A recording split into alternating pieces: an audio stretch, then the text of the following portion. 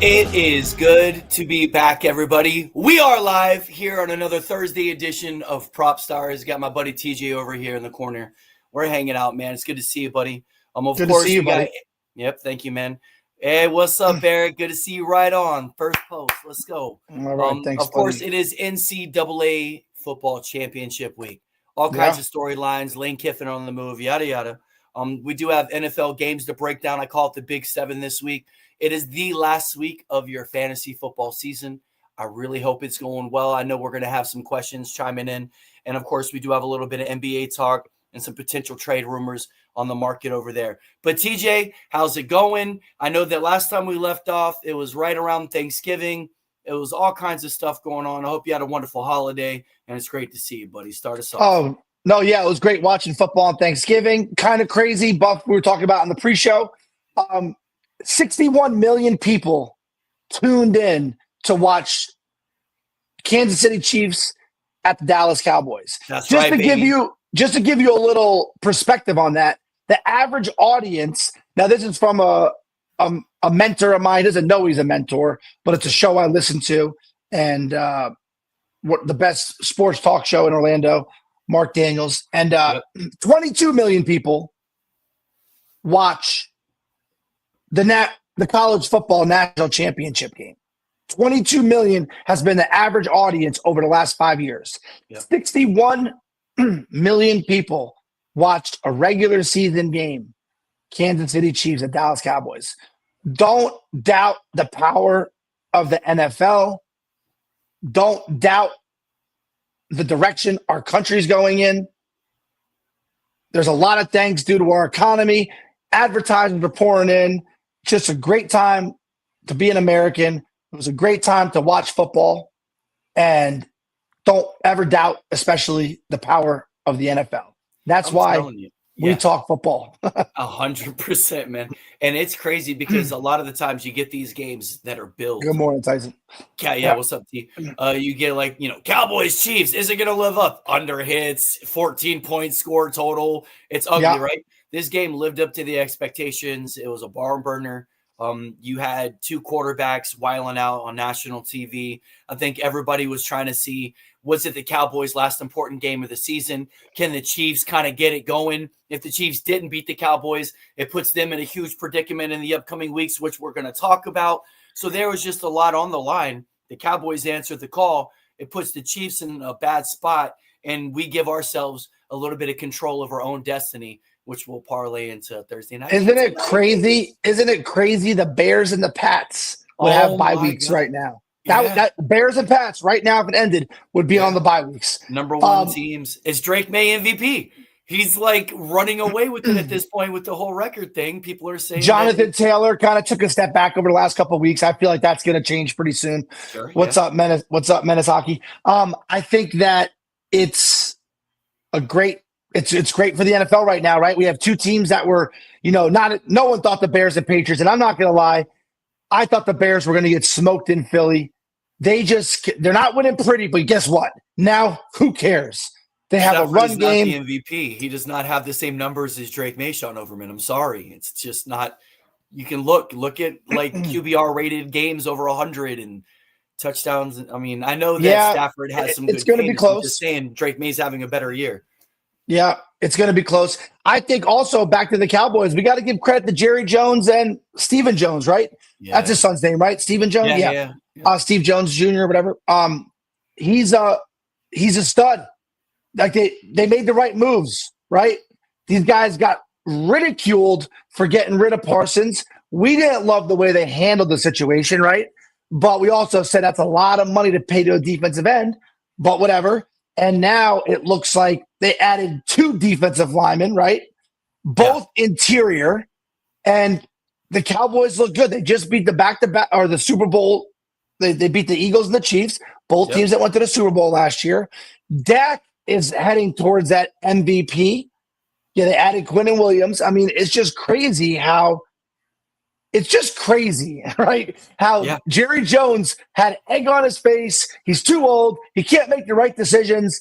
Now, if Dallas can make the playoffs, which that's still an if, it is, then they can, they look dangerous. Now, one of our loyal listeners, Kevin Walsh, always says, I want to see what Dak does in December and January, right? Because December and January, Dak haven't always been great. I always feel like it's some growing pains he has to go through there. And Menace Hockey's Thomas. So I just think that it's fun to watch, man. This is still wide open. The Colts look like they might miss the playoffs now. Yeah, that's crazy. The Colts are second in their division. If you look at their schedule, they play Jacksonville, which is a big 8-4 team. It's Jacksonville. Then it's the Seahawks. Then it's the Niners. Then it's the Texans. That is crazy to think the Texans or the Colts might not make the playoffs after we were saying, is it an MVP battle between Daniel Jones and Jonathan Taylor? It's crazy. And it's nuts to think about how the two stars were just so opposite. Texans came out ice cold. Colts came out red hot. And then here we are with these huge games coming down to the wire. Daniel Jones has had a couple of big moments where he has not come through, which I know people are worried about. So we'll see how he continues to mature and advance as the spotlight shines even brighter on him in this opportunity. I know he was my pick as, the comeback player or, the difference maker on that team and somebody who's going to be an MVP for sure for the Colts.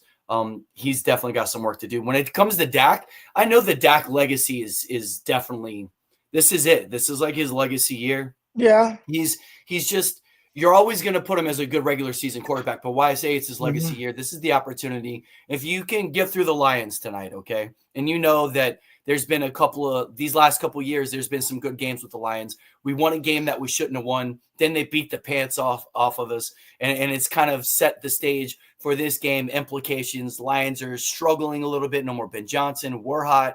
We're showing a championship caliber offense is what people keep talking about. If we can hang with anybody, obviously on offense, we got a puncher's chance. But yeah, this is a big game, and I think Dak has to continue to play at the level that he is. He has to continue on the trajectory to not turn the ball over. I'm not saying he's got to go for 303 touchdowns, but he does have to throw. He has to be controlled. He's probably going to have to put some yards up. It isn't a dome. We know Dak is going to throw well, and he's going to play well in an indoor environment. And I think he has to continue to put his best foot forward. If we get the Dak that muddles it and just, doesn't perform and show up in this primetime moment right here, it's going to be the same rhetoric that it's been for the last 5 years. And he never shows up in the big games, and the Cowboys season comes up short again, and blah, blah, blah. But I just think they have so many weapons now, and the way Pickens, the Steelers. Our defense is coming back. Nobody wanted to talk about the injuries that were coming back. And once we started getting healthy, plus the trades, now you're able to talk about the Jones people and family into a better light because you're starting to see some things actually take off. And if we can get past the Lions, our schedule lightens up a little bit, and it does give us a very realistic shot. This is a huge game tonight. Tonight. This starts off the whole major week, Yeah, let's talk about that story that's been taking over sports over the last week. Lane Kiffin leaves Ole Miss, goes to LSU. This is a guy that's bounced around from job to job. Sure. You think he's a highest bidder kind of guy? People are saying it's a bad leave from Ole Miss, that he's literally just fucking him over for his own benefit. So everybody knew, it was no secret early on, that if Lane Kiffin left Ole Miss, the day he said he was leaving would be his last day as a coach there, right? So he was going to leave, and I agree, Wu-Tang. It's like, it seems so disloyal to leave your team when they're going on an historic run and maybe a national championship run. Yes, this is America. You have the right to go chase any job you want. I don't know what Ole Miss offered Lane Kiffin. I'm sure it was pretty close. We also don't understand from Lane Kiffin's point of view, when you're losing 4 out of 5 recruits to LSU and to Alabama, that I don't really, we can't really step in Lane Kiffin's shoes and know exactly how it feels, right? When you're constantly losing recruiting battles because you can't offer the kind of money, or you don't have the prestige Ole Miss. But you built this program up. Now you're in the playoffs. Now, this might be the only shot you have to grab an LSU or Alabama job. So you got to kind of jump on it. But to leave your team in the middle of the playoffs and to take most of the coordinators and assistants with you. Yeah, you gave them one back as an offensive coordinator. So, yeah, they do have their offensive coordinator and their defensive coordinator. But he took a lot of the coaching staff with him. And that hurts. That hurts. Yeah. And the thing that bothers me the most is his press conference was so disingenuous. And we know that now. We didn't know that when he gave him. But first he said he didn't know how much his contract was worth. Like, come on. I understand if you want to say, I don't know every single detail in my contract, because those contracts are crazy. Like, in his contract, one of the details is if he buys a home with a $500,000 difference, then for the house he sells in Ole Miss, LSU will cover the difference. These are the kind of details that are in contracts that are crazy. But to think that to say he doesn't know how much he's making per year is like a joke. That's a joke, right? Like, if you want to say I don't know every detail of my contract, I've always wanted to be at LSU or Alabama. This was my shot. I had to go. I'm tired of losing recruiting battles. This is where I want to be. And then, you know what? He'll probably stay here for 10 years plus, because where else are you going to go now? But I just didn't like the way he lied in his interview. I don't like his aura. There was a game like 2 weeks ago where the linebacker was talking trash to him during the game, saying, hey, I'm going to lock you up. We got just bullshit. At the end of the game, he tried to shake Lane Kiffin's hand, saying, hey, it was all good and fun. Lane Kiffin, they beat him by like 30. He wouldn't shake his hand. He's like a petty little bitch sometimes. And it's just kind of weird that you're growing as a coach, obviously, but you're not growing as a human being because you're still lying to everybody. Yeah, you're still lying. Mistakes, you're still lying to the media. You don't want that to be the leader of your young men, is your point. You know what I mean? Mm-hmm. How can you sit there and be a recruiting guy and people show you on film and you're like, well, yeah, as a coach, I'm pretty good, but as a human, I'm a piece of shit.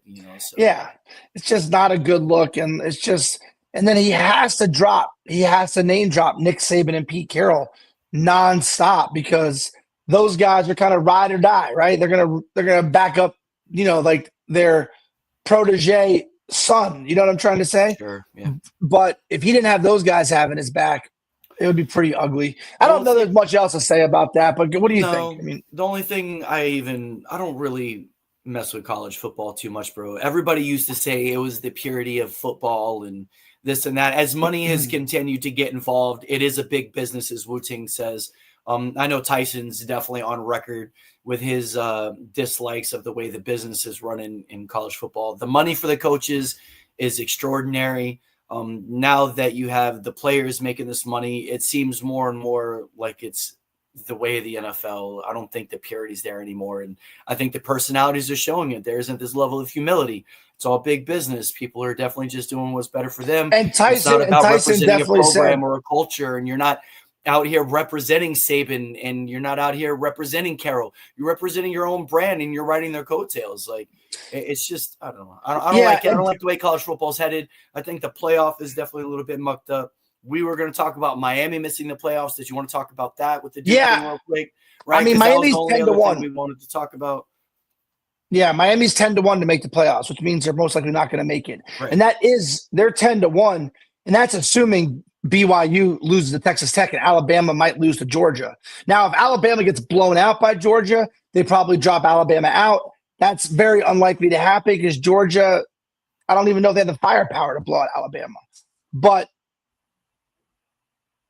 the College Football Committee said they will take head-to-head into consideration if the teams are within 3 or 4 spots of each other. Yeah. If it's 20 spots away, head-to-head won't matter. Miami and Notre Dame will be within a couple spots of each other.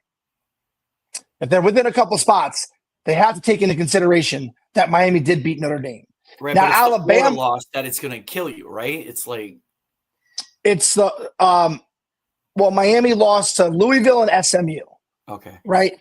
So those were not amazing losses, but those weren't bad losses. Both of those teams are 8-4. A lot of the big ACC, SEC matchups this year, ACC won those matchups. FSU beat Alabama. Louisville just beat Kentucky 41-0. That's another ACC kind of matchup.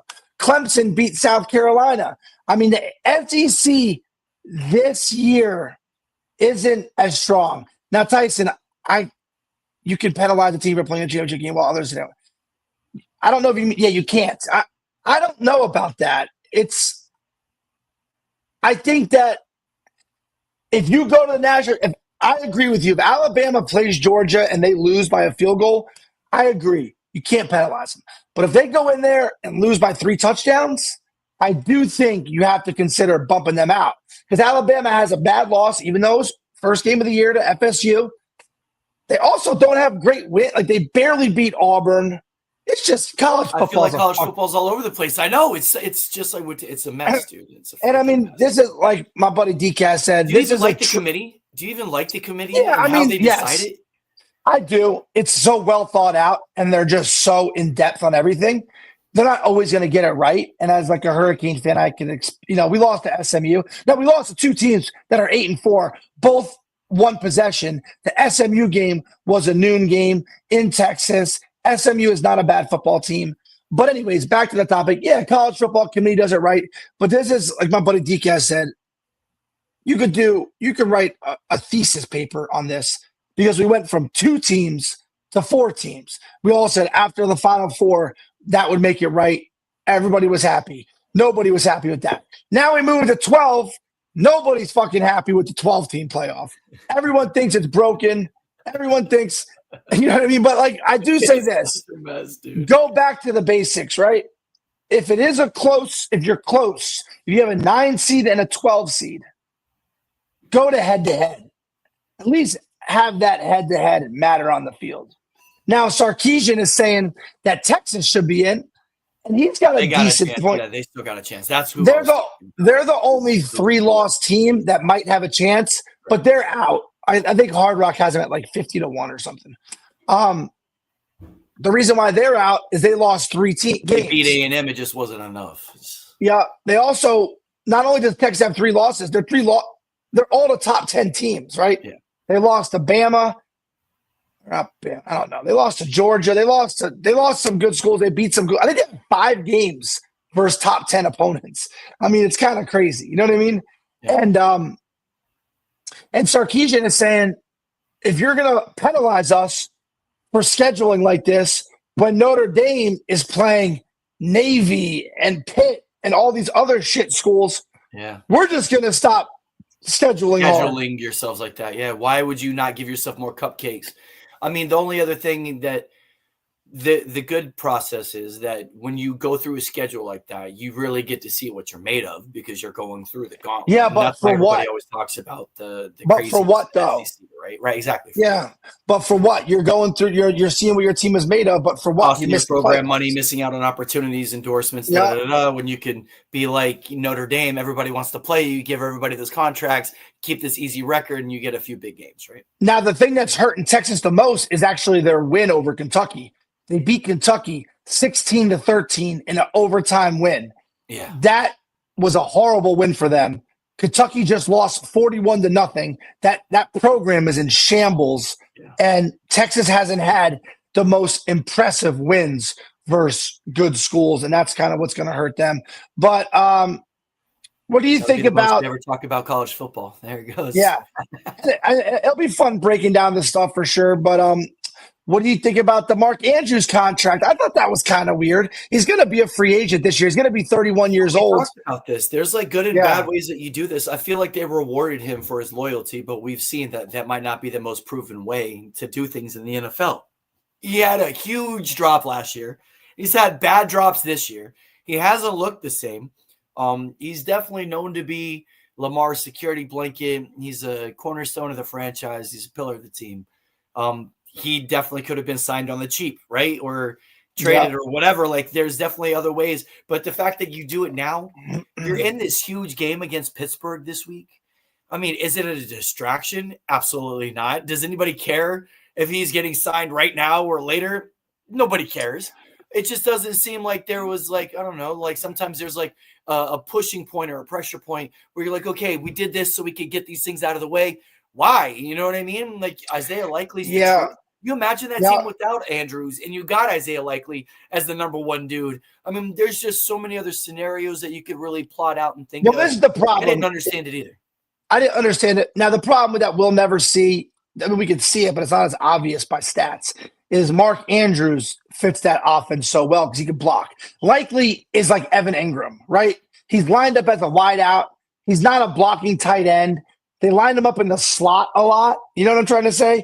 So he's just not like that typical prototype tight end. Ravens want to run the ball down your throat, right? They want to do Derrick Henry, Lamar Jackson, Derrick Henry, Hill. They want to go right down your throat, and they want to pass off the run, right? So Mark Andrews is important when it comes to that. Likely, both of them, maybe on double the field. Tight end. Andrews is your blocker. But I just thought it was weird to pay a guy $13 million a year that's on the downside of his career as a tight end. And it's just one, Overman, just like Pitts. Pitts, Ingram, Likely, they're all the same. They're tight ends, but they're slot receivers. And they're a little bit bigger bodied so they can lay a block on you, but you can't line them up in like in the big formations. You know what I'm trying to say? Like I think they call it the 22 formations. But I think that it's a little too much to pay. It's okay to let guys go. Just like the Niners. You could have let Brock Purdy go and just got another rookie quarterback or another free agent quarterback. Who would you rather have? A $53 million Purdy or a $10 million Jameis Winston? Or a $35 million Sam Darnold or Daniel Jones? $8 million Mac Jones. Yeah, $8 million Mac Jones. Brock Purdy, we all know he's a great guy, tough quarterback. He's a good quarterback. I just don't know if it's worth paying some of these guys. Shanahan just likes the way he rolls that system, bro. He just obviously he sees a little bit more, and I don't know, man. I know we don't get paid to see those little decisions like the coaches do, and they have to see something in Mark Andrews that they are like, we need him if we're making this run. And I'm like, okay, I guess. When our team's gonna just be like, hey, you did great, Purdy. Thanks, bro. You're amazing. Right. Hey, we're not gonna pay you $53 million. Good luck in your future. Before you retire, we'll give you a day contract. Put your jersey up. You know. Yeah, and then we go, hey, Mac Jones. Hey, Jameis Winston. We're gonna pay you guys $8-10 million a year. You guys could duke it out. Now, guess what? We can go sign. We can go get a Quinnen Williams and we can go get a Micah Parsons if we want. No problems.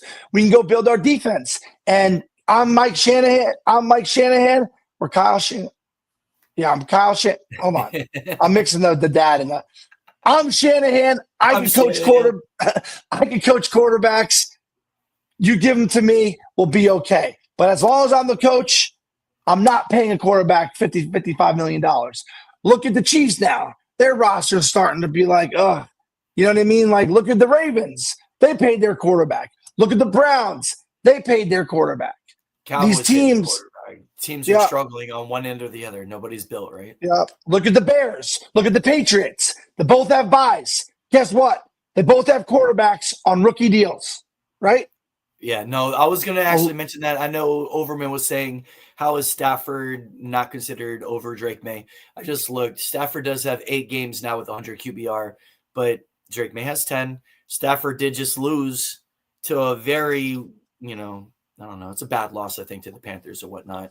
And I'm not sure that's going to be a difference maker, but he did have a couple. Yeah, you got two great quarterbacks. They're both looking out. You got 30-something touchdowns, 20. I mean, it's definitely between, I think, the two right now is front runners, AFC, NFC. Drake May's, obvious schedule, it might get him by, and he didn't have that stinker against a bad team. Drake May whooped the shit out of the Panthers, right? And the Rams just lost to the Panthers. So if you're really going to look back and maybe potential one game and reward it over. Of course, Tyson, you're right. Yeah. But you got to sit there and play the schedule you have. And even though they haven't had the hardest schedule, they did beat a good Panthers team that the Rams lost to. So we could literally just look at what have you done for me right now. And that's like the most crucial point. I mean, in my eyes, per se. Yeah. And Tyson, you're right. It didn't work out great for Minnesota this year. Also, I think, and a lot of people say this, McCarthy was a huge mistake drafting him so early. I remember during the national championship game, they're like, he's moved up to the third round. He's a third round quarterback. Harbaugh is protecting him, but he could be good in the NFL one day. And then he skyrockets to a top 10 pick. McCarthy was a big mistake as a drafting him so early. But I just don't think that, back to the Mark Andrews, back to all these guys, you don't just have to pay them to be loyal. sometimes you'd be like, thank you so much for your service. I would have done that with Watt. I wouldn't have paid Watt $40 million a year. You know what I mean? Myles Garrett is on a whole different stratosphere. Yes, he is. Just put those guys right next to each other, and you'll see. Those are two different players when it comes to changing a team. But I would have said, Watt, thank you so much. You were an amazing player. We want you to play this year. We're not going to extend you. Good luck in the future. I'm not paying you $40 million a year. Jerry Jones did that with Parsons. Hey, we're just not good enough to pay you $48 million a year and then have to pay everybody else. Right. It's just not in the cards. I agree, man. Do you want to start breaking down the Big 7 games? That kind of goes right into it? Yeah. All right, so we have the Cowboys and Lions tonight, Thursday Night Football. Yeah. Massive game. The Lions, obviously the NFC North, is up for grabs. You have a massive game that we're going to break down a little bit with the Bears and Packers as well. So this is huge for them to try to get a statement win early on in the week and put the pressure on the rest of their division. Cowboys have to win to stay in. We're chasing the Eagles, chasing wild card spots. This is a year where there is a lot of teams that have good records. So we have to continue to win. We have that tie against the Packers, and that's just it doesn't bode well for us. Tyson saying go Cowboys. Of course, we got to beat the Lions for the Bears to continue to handle business. But this is huge for both teams. I think it's a put up, shut up for Dak and the boys. We're going on the road, but it's in an environment that I'm not scared of at all. I definitely like the Cowboys. I know it's a close line. I like the Cowboys to win. I like the over, and I definitely think Dak eats again, personally. Yeah, I mean, 54.5 is a ridiculous total for an NFL game, especially a Thursday night game. But you never know. But I think they both have they both have 5 losses, right? Yes. So if whoever loses this game is most likely out of the playoffs. Yeah. And we all know if both of these teams make the playoffs, they're going to be deadly, right? So for a Thursday night game to have this much weight, Brown, right? No, or he's questionable. He might not. I think he's trending towards being out. That's a big deal for us, though, because he always. Oh, that's a huge deal. Huge deal. He's so good. He's a tough cover. I'm just trying to look right now. Yeah, but it's going to decision right now, right? That's what Tyson's saying. That's what I've read. And then that does put, the pressure on our running defense because it's going to be a lot of Monty and a lot of Gibbs. I feel like having no Amon-Ra St. Brown, maybe you line Gibbs up a little bit more as a receiver. Also, Amon-Ra, if the season's on the line and he's a game time decision, he's most likely going to play. I know Sean says he's essentially out. You can never count that dude out. Game time decision, Amon-Ra, season on the line, toughest dude in the NFL. Man, Wu-Tang saying the total's going to hit 70. 70, yeah. Yeah, I mean, obviously it's indoors. We know it could happen. Now, it's a Thursday game, but it's not your typical Thursday game, right? We've had a full week break. I think that's why they did it this way. I thought it was kind of interesting because you're making them play 3 games in 11 days. Yep. But whatever. I think that was the case. This is the crux of our schedule. So I'm excited for this. You don't want to sit there and limp your way in. You want to go in playing and beating the best teams that are out there. So this is only a confidence builder after beating the Eagles and after beating the Chiefs. So not your typical Thursday game. No, fantasy implications everywhere. Like you said earlier, last week of fantasy football, everybody's going to be watching this game because if you have Goff, if you have Dak, if you have Gibbs, Jameson Williams, Javonte, Ferguson, you're playing everybody today. You're rolling them out. And I'm fighting for a bye. Players? We probably definitely like 10. And you know who's going to have a role if you don't have Amon-Ra St. Brown, you need some kind of depth. That boy Tesla is out there. And dude just makes one-handed snags and grabs. And there's just potential if Amon-Ra doesn't play, then he could have a shining spot because – that guy is certified. He's going to be good. There is no doubt Amon-Ra is in the training room right now. They're doing whatever it takes to get him on the field, for sure. Yeah, I would agree. Moving on to, we got a massive game, another game I want to talk about, the Bengals and the Bills. The Bengals are hanging around. The Steelers 2 games out of the playoffs. Only 2 games out. They're both at 6-6. the Ravens and the Steelers. So this game with Joe Burrow going in to Orchard Park, this is not what Josh Allen wants to see, right? He's one of the guys that he has a little bit of problems with. Joe Burrow's known to be the Dragon Slayer. He's beaten the likes of Josh Allen before. They always have good matchups. I think that this is a great spot for the Bengals just to play free, to play loose. Yep. You know what I mean? I think they go in there. Overman says Buffalo by 20. I'd be surprised if it was Buffalo by 20. I know the Bengals have no defense, but I just feel like it's a little bit more of inspired football right now for the Bengals. And guess what? I don't see them getting mollywopped by 20, bro. I really. And guess what? If the Bengals win this game, guess who they play next week? The Ravens at home. Then their last 3 games are Dolphins, Cardinals, and Browns.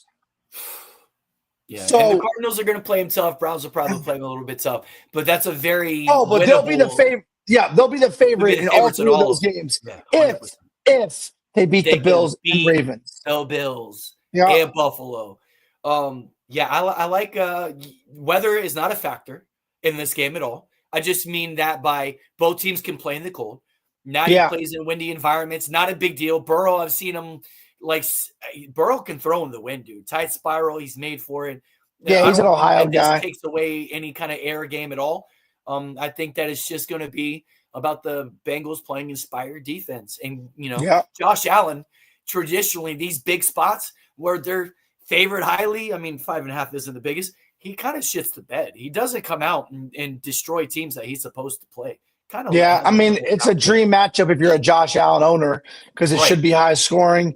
And when it gets cold and snowy, I don't know what Josh Allen does, but the guy doesn't look like he's the quickest and fastest, but they never hit him hard. He always falls forward, and he pretty much, those offensive linemen are always behind him on the runs, and Josh Allen just doesn't go down. And the linemen push him in the end zone. Get lit up never.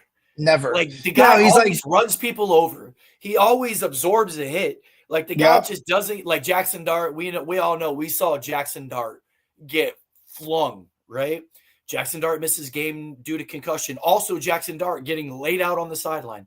You just don't see that happening to Josh Allen. And I'm not sure about the comp. He's 6'5", 240. I wanted to look it up. I was gonna say 6'5", 250. How big is Jackson Dart? Yeah, not that big. Yeah, not that big. Not to get thrown off the sideline. 6'2", 220. 6'2", 220. Right. So that extra 20 pounds and 3 inches, we saw the difference. I want to talk about that really quick because Jeff Saturday made a great point, and I've been kind of saying this as a Giant fan too. Because Jackson Dart, I know why you say it in the media. He said, I don't go down. I've been playing like this my whole life. This way of football got me to the NFL, right? First thing is, I understand that. But in high school and college and in Pee Wee, you weren't going against linebackers that were 250 pounds running 4 or 5 40s. Premier athletes of the generation. Yeah. 100%. Also, it is not, you have been anointed the franchise quarterback. Exactly, Wu-Tang. Well played, buddy. Well played. But it doesn't, you're labeled the quarterback, the generational quarterback for the New York Giants. Since Eli Manning, we haven't had this much hope at quarterback. Right. You owe it to neighbors, Wan'Dale Robinson, the Mara family, Cam Scatterboo. You owe it to Andrew Thomas. You owe it to all your players to be available. So you have to change. Now, does Josh Allen have to change? No, because he doesn't get hurt. He doesn't get hit like that. He's proven. You have had 4 maybe concussions, 1 definite. This is his first year, dude. That's not good. It's not good. So I understand. This is what got me here. And I understand that. I would say that to the media too after I just lost. And no one's going to question this guy's toughness. Right. But he will not last if he plays like this. And you're going to hurt everybody around you if you're not available to start every game for every season. I thought it was really funny because he's just this super tough quarterback, goes out there, gets ripped, hit, whatever. comes out in this like beige turtleneck looking all soft on his interview. I was like, that was not the outfit I expected. This tough quarterback who goes out there and lights them up. Yeah. In this beige turtleneck.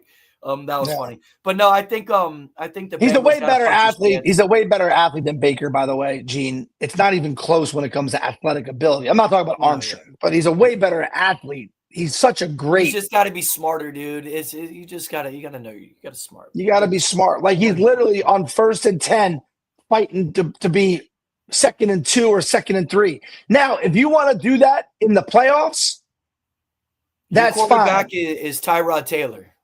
Okay. Yeah. Don't you come in here with that dirty Jets mouth claiming Baker Mayfield. Yeah. No, sir. You are not allowed to say he is your quarterback crying behind sunglasses. That is reserved for emotional men in emotional moments, sir. That is not you.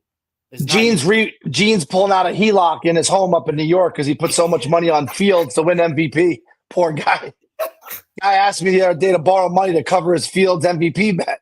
I go, I'll let you borrow money if you want to put food on the table. But he's still got a chance. Yeah. All right, so let's take this other game here. Another massive game out of the Big Seven, the Colts and the Jaguars, right? So the Jaguars. Is crazy. This is insane, bro. This is insane. This matchup is here. The Jaguars have beaten the Chiefs. They also just shit the bed and blew a massive lead. It's funny because it's true. We know, Gene. Blew a massive lead against the Texans. So the Texans have this new life because they come back. And that was with Davis Mills, by the way, that they lost this awful game to, right? Yeah. The Jags. And now they get a chance to play the Colts. I love Jonathan Taylor in this spot, especially after coming off a couple of stints. I mean, of course. Yeah. I love the Colts offense obviously getting right. But the Jags do play sneaky. The Jags have a chance to win this division. And the Jags are home. They do. For this game, Duval is going to be there. Jacksonville is going to be in full cry. We've been talking about it all year. The Jags. Nobody likes the Jags other than Jacksonville. And here they are with a winning record, a chance to win the division, a chance. They're literally one game out from like home field advantage. Like it's kind of Isn't it crazy? They would be one game away if they didn't give up. They didn't get outscored 26-0 by the Texans, like you said. Right, in the fourth quarter. Right. I think now they're 2 games away. Now it's crazy to think because we were saying the Colts might have a bye, right? Yeah. And now we're saying they might miss the playoffs, but they might miss the playoffs. Overall, it's been an amazing season for the Colts. And it's just been one of those things where now they're 8-4. If they lose this game, they're 8-5. Then they go at Seattle. They could be 8-6. Then they play at home versus the 49ers, could be 8-7. Then they play the Jaguars and Texans again, 1 home, 1 away. Now, the Colts are a good football team. They could win all those games. But, man, it's just crazy that the Colts— I would say they're all one-possession games when you look at it on paper, and none of them seem like they're going to walk away, you know? I mean, the NFL, there's so much parity. It's just crazy. And there's just 1 or 2 plays that are going to decide everything. And but yeah, this is a big game. And just to show you, nobody respects the Jaguars still. They're underdogs at home versus Daniel Jones has like a cracked leg or a cracked fibula or something like that. So Jacoby Myers really come to the forefront of that receiving front. I know Parker Washington's banged up, and BTJ, Brian Thomas Jr., still trying to get his head together. I mean, he's been battling or whatnot. What's up, Zandy? Hey, where would Brian Thomas Jr. get drafted next year in fantasy? Where would he get drafted? I feel like he's going to be considered a late lottery ticket just because of last year's performance and his dud this year. He's going to be meddling in like 5th roundish, probably somebody might pay. He's going to be something like that. I think he's going to be a post-hype candidate, big upside, blah, blah, blah. It depends on what they do. Obviously, they're going to continue to sign Trevor Lawrence to a 25-year contract, and he's not going anywhere. So he's their quarterback. No, he'll have a quarterback. And that's not his quarterback, really. Like, he had his best stats last year with Mac Jones at quarterback. I know. And look at Mac Jones, like, still producing at certain levels. Yeah. He hasn't blossomed with Trevor Lawrence yet. He has not. And then he didn't do a commercial with Brian Thomas Jr. either. He did a commercial with Travis Hunter. So, there's got to be a little bit of disconnect. Like, why Brian Thomas Jr., I'm not saying, like, that he's like hands down a better athlete than Travis Hunter. But like he was your face. He was this guy last year. He's an LSU prospect. He's another one of the pedigrees. Why not continue to put that relationship in the forefront and have BTJ and Travis Hunter there? I feel like the way that the optics in Jacksonville, it just maybe he feels disrespected. Maybe he feels left out. Maybe he feels that he's not, got his own handshake with Trevor Lawrence, and it's just like it's a little bit of the AJ Brown kind of thing. You know what I mean? Like, come on, bro. I don't know if Travis Hunter will ever. I feel like there's things going on in the back that we cannot see, and Trevor is just so mid when it comes to, I feel like, his relationships. He doesn't ever come out and really speak. He's not this raw leadership guy. People seem to stand behind him quietly, and you never really see him other than just brushing his hair back behind his ear. Literally, he doesn't say anything. I don't know. He's a low-key guy, and there are leaders that don't lead with their voice. They lead with their playing ability. I think he lacks kind of both. BTJ is my fucking guy. I'm going to light him up, and here comes 15 targets. It's not like that. Here comes Jakobi Meyers. That Jakobi Myers is now the new number one. He's waiting for anybody to come by. BTJ's like, I could be honest with you. I don't know if I'm going Brian Thomas Jr. in the 5th round next year. I don't know. It's tough, but there's a lot of weapons there. That's probably going to be his rankings. You know what I mean? Because maybe a 10th round for me. Yeah, sure. And maybe then you might find value, and he might actually be worth something, right? Yeah. All right. Colts, so another game, big game. Yep. Yeah, another game, massive game. Here we go. Steelers and Ravens. Another 1:00 game. Both 6-6. They just signed Mark Andrews, right? Fresh off the signing with the Ravens. I guess. Yeah. I don't know if that's motivational. This is his time of year. Lamar Jackson has been posted on every major sports network with his very mediocre play. People are not happy with the season that he's having. Lamar Jackson does not look the same. Last year, we talked about, and I'm on record this year of talking about they were my pick to represent the AFC. And I love them also. But my God, they do not look the same. Their offense looks simplified. It looks unorganized, and it looks like they can't really get the spacing. Derrick Henry hasn't been running the league over, and I feel that maybe it's because the injury congruency, time together, meshing, whatever you want to say. But the Ravens have not been playing Ravens ball. Their defense has looked ugly, and here they are in a major spot. They're home against the Steelers. They still have a chance. They're still the leaders, or percentage-wise, I believe, the leaders in the clubhouse to win that division. People are still choosing them. And this is the reason why they get a home game against the Steelers. Aaron Rodgers coming in busted up. They look disheveled. Steelers defense doesn't look great, right? This is just going to be a smash mouth. People are getting injured in this game. I'm sorry. When the Steelers come in this kind of game, this kind of weather, there's always people just getting hurt. These players always play so hard in these games. The Steelers crowd. The Steelers play dirty. They're not a clean team at all. And I think that there's going to be people getting hurt. I don't like this game at all. The Steelers crowd was chanting fire Mike Tomlin. Is he ever going to get fired? Mediocre Mike. I know that Rob and other Steelers fans that we know would say absolutely get rid of him, but has he done enough? Is it the families? The Rooney family never does this kind of thing. They've only had 4 head coaches in history. Like, why would they? I think it's unfair to, we love Omar Khan, fan of the show, and I'm a fan of him, obviously, for what he did for my family. This roster doesn't look as good as I thought it did in the beginning of the year.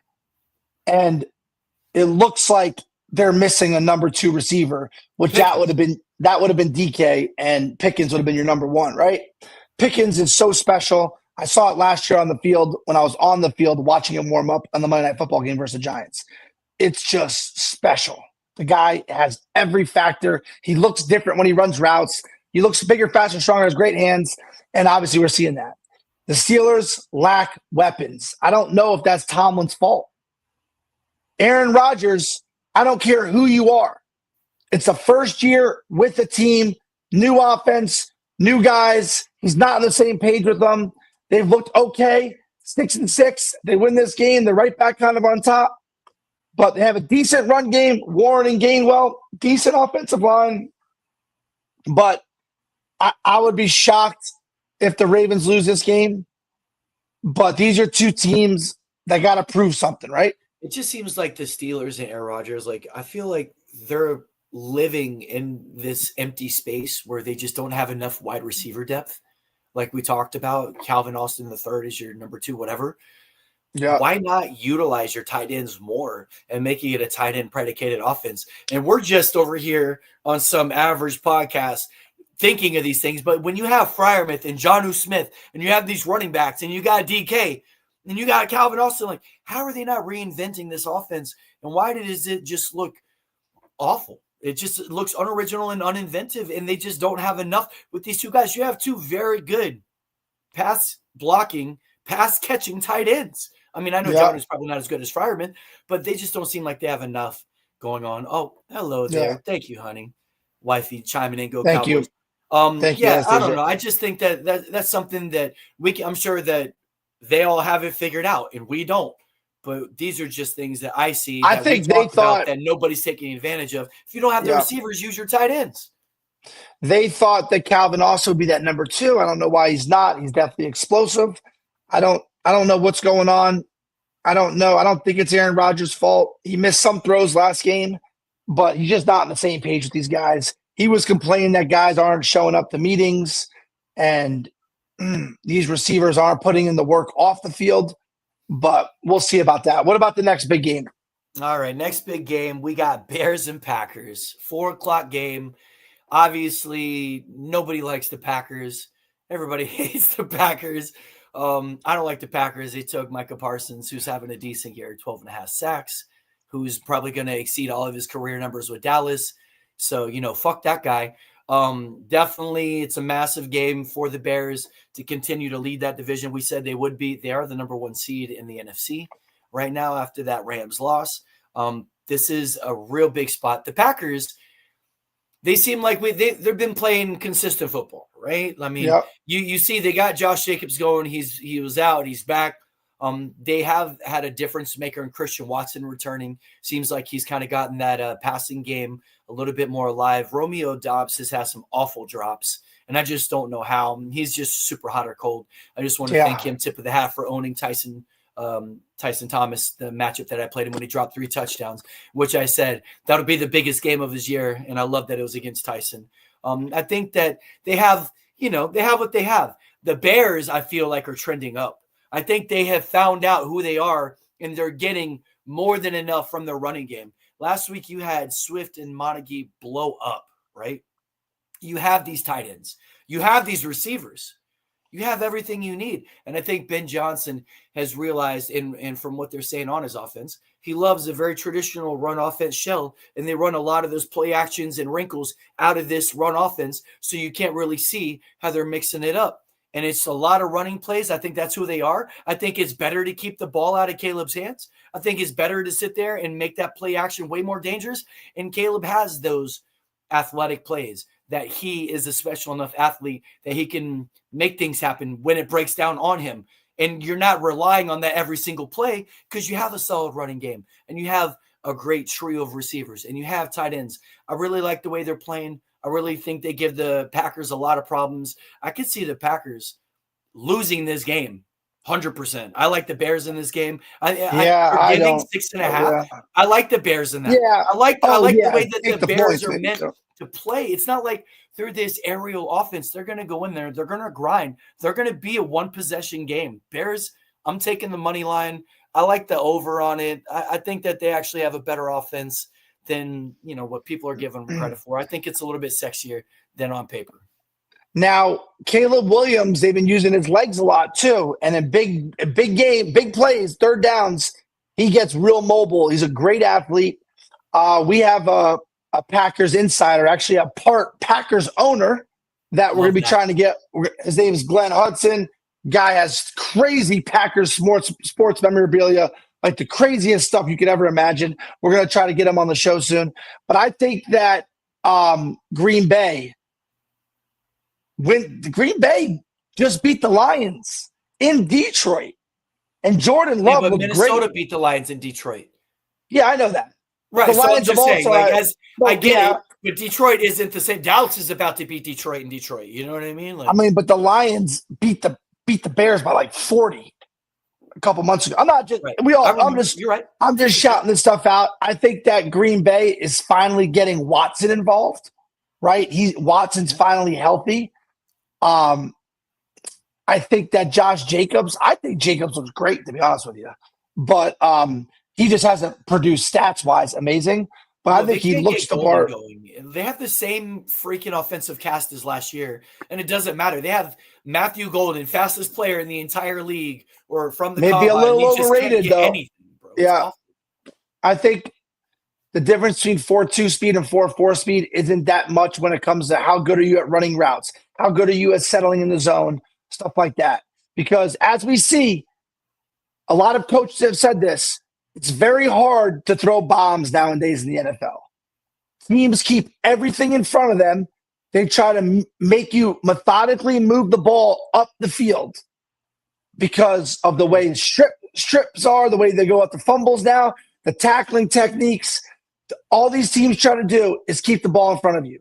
So those streak receivers, like look at even Jameson Williams this year.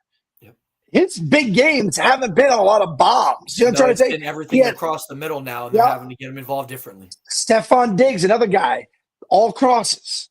It's hard to just, run straight down the field and we'll throw you the ball. It doesn't work like that anymore. Not a lot of man blitzes with no safeties up top. You have not missed Rams talk yet. We're about to Star Spangled. We're about to jump into that for sure. We had a little bit of a debate earlier. One of our listeners and fellow podcasters, what's up, Caton? Taking a day off of school today. I tried to wake you up, buddy, but you wouldn't wake up. But a lot of people, Star Spangled, we had the debate. Who are you taking for MVP? Matt Stafford or Drake May? Drake May. So we had that kind of little fun debate. We didn't really jump too much into the numbers there. Talked about a QB rating a little bit. I got the numbers pulled up. Don't worry, I got it right here. What are the yards, touchdowns, interceptions? Give it to me for both. All right. So you got attempts. Number one are right on 401 attempts for Stafford, 386 for May. So you're like, the Rams are so wide open. Not the Patriots. Not the case. Patriots have been airing it out, right? Completion percentage. You got Stafford at 66.3, and you got Drake May at 71.5. Yardage. Stafford at 3,073 yards. Drake May 3,412 yards. Wow. Okay. Full game. But here comes the bye week, right? Yeah. That's one game difference. Oh yeah. Okay. So they're equal about. They're one bye week apart. The Patriots are on a bye this week. You have yards per attempt, 7.7 for Stafford, 8.8 for Drake May. Okay. Touchdowns, 32 to Stafford, 23 for Drake May. Now that Stafford is also Star Spangled. Stafford also gets so many cheap 1-2 yard touchdowns. It's insane. Davante Adams has been eating, bro. We all know. Yeah. All right. 32 touchdowns versus Drake May 23. Interceptions, 4 picks to Stafford, 6 picks for Drake May. Yeah. Stafford has been sacked 17 times. Drake May sacked 40 times by Myles Garrett whenever they played the Browns. He just was absolutely destroyed that game. Yeah. Could not get away from him. So you have those, right? Rushing touchdowns, Drake May has 2. Not really, right? Obviously, Stafford has 0. How many rushing yards does Drake May have? Rushing yards, you have 319 for Drake May. Okay, yeah. Right? Now, and then you have 10 QBR games over 100 for Drake May. So he has the highest rating. And then you have 8 for Stafford. No matter what, he'll still be 1 game behind if he does have an opportunity. So Stafford has 32 touchdowns to 4 interceptions? 32 to 4 is his stat line. Wow, yeah, that's impressive. Or that's 23 impressive. Or 25 to 6 because he has the 2 rushing. Obviously, talking football, we'd rather have Drake May because Drake May's got another 15 years to play. Stafford's on the downside. Stafford's going to be a Hall of Fame quarterback. But talking about this year. We talked about this early in the season, man. Like, there's no need to go take a quarterback, like one of the big 5, Lamar Jackson, Pat Mahomes, Jalen Hurts, Jaden Daniels, Joe Burrow, all the 5 guys that were going ahead of Matt Stafford this year easily, right? All of these guys. And here's Matt Stafford all the way down at the bottom. We're talking about he's getting shots in his back. It's cortisone. Is he going to be healthy? If he's healthy, he's got Devontae, he's got Puka, right? Well, here he is. He's healthy. He's an MVP candidate. He could have been a cheap quarterback. You could have built all your receivers. If you got Puka or Devontae, you combo them. Like, just think about the team that could have been if you would have taken a Matt Stafford. So this is why we always say wait on quarterback. If you're here in your last week of fantasy season, looking on the outside, looking in, this is a potential strategy maybe you can involve next year. Yeah. Not maybe with Matt Stafford. Maybe if he's still around. This kind of feels like a sunset run to me, but we'll see. You know what I mean? The value and the return is just unbelievable, undeniable, unprecedented for a guy drafted 10th round, 12th round, 14th round off the wire. And here he is just balling out of control in the MVP candidacy. It's unbelievable. Yeah. Fields probably also, right? LOL. All right. What's the next game? All right. Texans at Chiefs. Bro. All right. So just give me, when you look at this game, what are your first thoughts? Patrick Mahomes won't lose another game in prime time. He's lost 2 this year. Sure. And I think that. But here comes the number 1 NFL defense, right? Best defense. I do think that the Chiefs will move the ball on the Texans, though. I just feel like home game. Andy Reid will throw in enough Texans wrinkles. Home team, right? You think there's a weather factor a little bit? I just think they'll throw in enough wrinkles where, it's I don't know. I'm not saying I like the Chiefs minus 3.5. I think this is going to be a close game that Mahomes pulls out at the end, like a 20-17 kind of game. You know what I mean? Okay. That's what I think. The game, the line is 41.5. You think it goes under? Or? Yeah, I mean, I'm never going to take the under when it's that low in the NFL just because, but I could see it being the clock always running kind of game. You know what I mean? And it's just Mahomes, it's going to find a way to sneak into the playoffs. I would just be shocked if they didn't. You think this kind of feels like a fantasy stinker, like real NFL life? Yeah, you don't want fantasy. Maybe a Nico Collins matchup. You don't really want to start Woody Marks against that defense. You don't want to start Kareem Hunt or Pacheco against that defense. You don't really want to have CJ Stroud or Mahomes going against one of these defenses, even though you like Mahomes over Stroud. Yeah. Nico Collins, you have to start. You have to start Rashee Rice. Like there's a couple. You have to start Kelsey. I mean, there's potential plays, but Wu-Tang, exactly. The NFL will find a way to get Mahomes and Andy Reid and Kelsey and Taylor Swift, most importantly, into the playoffs. Definitely going to have some. You imagine if the Chiefs lose this game, though. Let's talk about either like both coin flips, right? So you have the Texans with all this momentum, number 1 D. They just won a few games with a backup quarterback. Shows the depth in the defense, right? Now you get your starter back, and then here you go with a massive game against, one of the premier players in franchises in the league. This is huge for the Texans.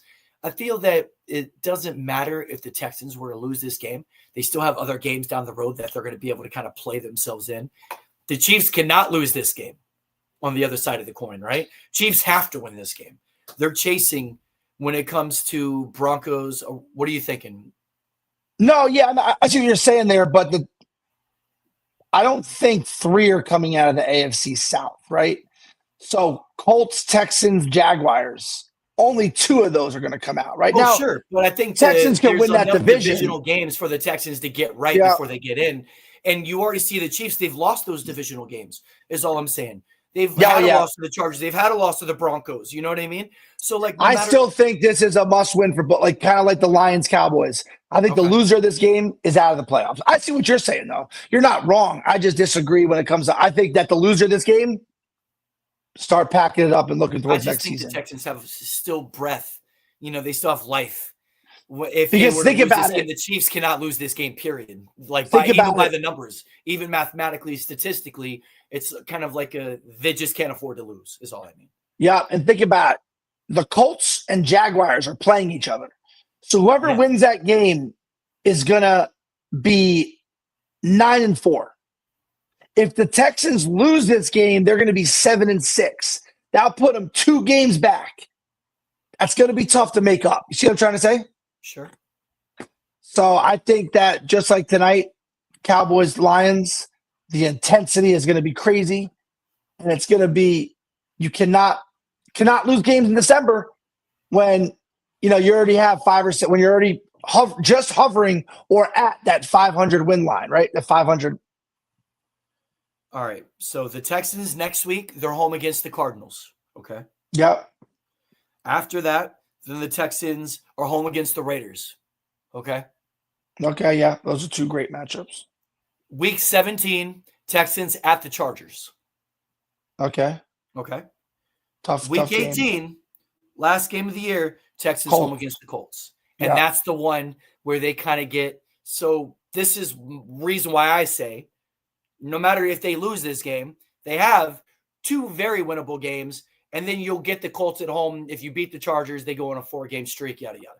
But I know exactly they'll be 7. Yeah, they'll be 7-6. Let's say they win the next two, they'll be 8-6, and then they got two really tough games. And a game to get in against the Colts. Yeah. This is a must-win. Yeah, you never know what can happen. It's a must-win for both teams. This is why it's so great. We're so late. It's so important. And this game just – it feels like it's a pressure cooker, dude. It feels like a pressure cooking game. It does. Because neither one of these two teams, just like the Cowboys and Lions, you just can't lose. Like, you don't want to lose and have your season be over right now.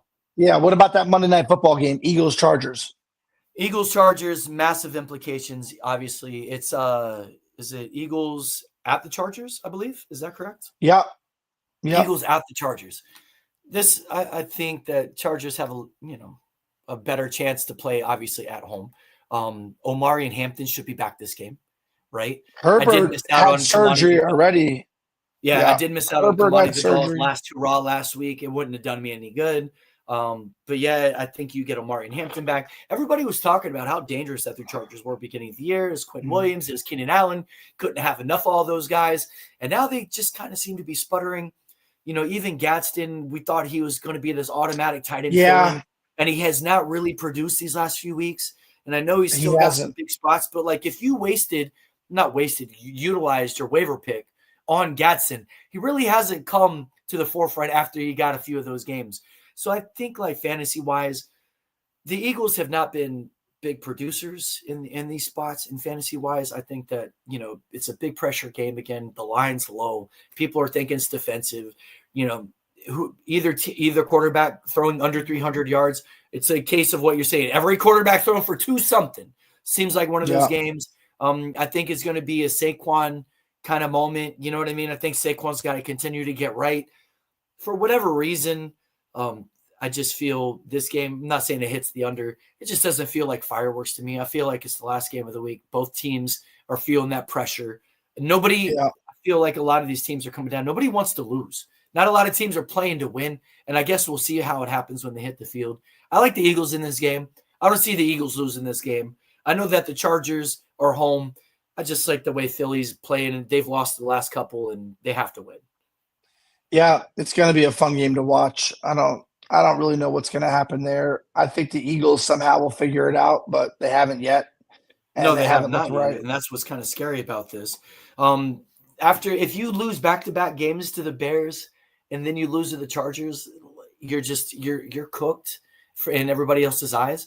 And I hear a lot of negative rhetoric, and I never try to put too much into it because Philly fans are just naturally pessimistic. But Eagles fans, Matt Sharkey, yada yada, we're not winning another game. They don't think they're going into LA and winning this game, and they think they could end up losing their way out and finding themselves outside looking in too. I think they're 8-4 still, right? They're 8-4. They're 8-4, dude. They still control their own destiny. They just keep winning, get a couple wins, and they're fine. Let's wrap it up with the Giannis trade request rumors, right? Now, so his injury yesterday didn't help. Right? Giannis, we heard he was, interested in being traded. And then we started, there's nothing. Then we hear suitors might be the Knicks. Suitors, people have talked about the Magic. Obviously, these are our local markets. The real people are saying that the most people to offer, or the best teams, would be the Thunder. Yeah. Could package something for him, right? The Thunder did just go snag up Chris Paul. I know that we're talking about the Giannis deal, but they went and signed Chris Paul after he gets cut. And they're talking about maybe giving him a ring, or, you know what I mean? Kind of like, a donation kind of thing, or the headlines, blah, blah, blah. If they did get Giannis, that would be unthinkable, honestly. And they have more than enough in all these picks next year. So the Bucks should be able to get a haul from whoever they're doing this with. And I don't know why you wouldn't want to go after a team like OKC, even though you're kind of handing them a dynasty, it feels like. But now you get to take a lot of those assets that they've been stockholding, right? So I don't think I think OKC. You're saying if OKC picks up Chris Paul, right? That's what I've heard, that they're like the lead candidate. They want Chris Paul. Yeah, they're going to go get him, give him a ring. And if they do get Chris Paul and they get Giannis, I'm not saying that Chris Paul makes a difference. I'm just saying I've heard that they were a leader to go and sign Chris Paul and sweep him up, give him a ring. They're also a leader because they have the most assets to go and get Giannis. They're also a leader to be the, champions again. I mean, it's just all OKC. You think there's if you're the Magic, do you give up Banchero? Franz? Yeah, let's say Banchero's off the table. If you give up Franz and Anthony Black for Giannis, I still don't think it's enough. I think the Bucks take that. You think? But in a lot of picks, right? Not just two players. They're not going to trade those two for Giannis. You'd have to definitely throw in like first round picks. I feel like if you're going to get Giannis, it's like on Madden. You're going to lose the trade, period. And you're going to have to give up multiple first rounders and multiple key players. I asked this to two Magic fans before the show. They both said they would not give up Franz and Anthony Black for Giannis right now. I mean, I don't think I would do it either. I'm just saying I feel it wouldn't be enough. I think the Bucks would take that. You think so? I think they would. You're getting two starters for one. Giannis on the downside of his career. A lot of people also said that also. I'd rather give up Paolo than Franz just because of the way playing styles and stuff like that. I mentioned out there Paolo for Giannis straight up. I think that's fair. I think obviously the Bucks want to keep Giannis. And Giannis doesn't want to stay there, right? No, I think it's funny when they're like, we're trying to see what's best for both parties. One guy wants to stay, one guy wants to go, the team wants him to stay. The Knicks don't have anything to offer. They mortgaged all their draft picks. So what are you going to do? Give up Cat? You know what I mean? And are they going to take Cat and what? Like a Josh Hart? I don't know. Karl Anthony Towns, Josh Hart, draft picks, and somebody. Yeah. But the Knicks don't even have the draft picks, and then you're still getting aged players. You know what I mean? Yeah. Like Franz and Anthony Black are too young. Anthony Black's on the way to be sixth man of the year, and the guy has resurrected his short career so far. Right. It's interesting. I thought Giannis would not get moved last year, and I said that. I think right. I think now they're trending on moving them. Cat, Colican, Yabusele. I don't know about that either. I don't think that's enough. If you're the Bucks, Cat's on the downside of his career. You're trying to get a deal, maybe a 1-for-1 or a 2-for-1, as you're saying, if you get a Paolo or a Franz, whatever. But then you need the picks to recoup. I don't think there's any way that they don't sit there and do a team without a deal that has a lot of draft picks. You know what I mean? If Towns was 24, but Towns is 30. And he just turned 30. He's only got another 3 years of viability left. And he's not an amazing, he doesn't move good. You have that vibe that maybe the basket is, his lateral quickness is good. Now he had an amazing game yesterday. He put up 35 points and 18 rebounds. I mean, he's that dude that can do that if you get that side of him. I've had him in fantasy before. He can definitely put numbers up. But anyways, I don't know. So you think it's interesting? You don't think they want to give him up? Yeah, I don't know. I think that the Magic or OKC have the most to offer, and I think if I'm Milwaukee, I'm Spurs too. I've heard the Spurs actually mentioned in some talks as well.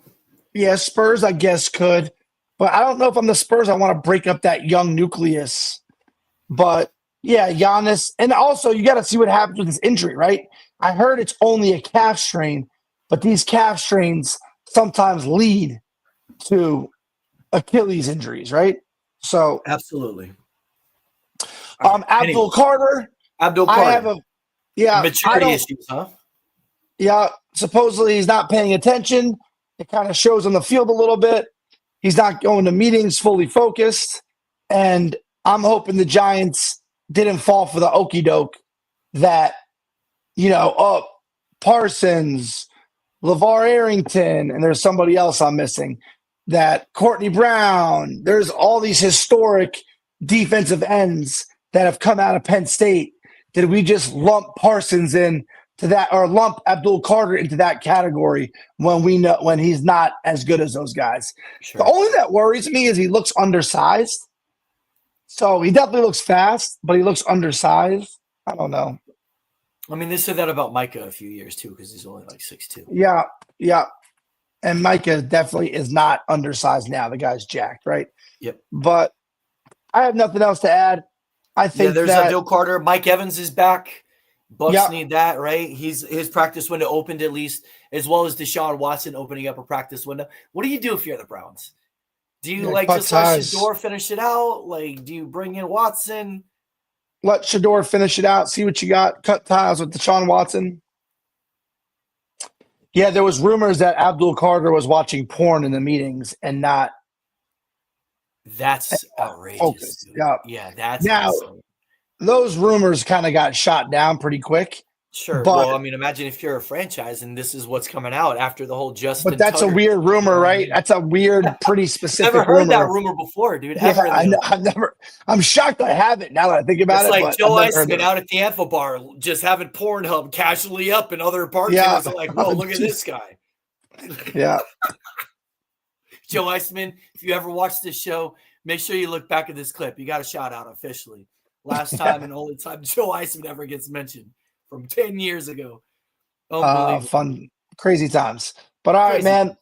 You guys enjoy the game. Enjoy your regular season finale in fantasy football. Yes. We're expecting a lot of fantasy football questions on Tuesday. Yep. And I will be out of town, but we will be doing the show on remote. And it will be fun.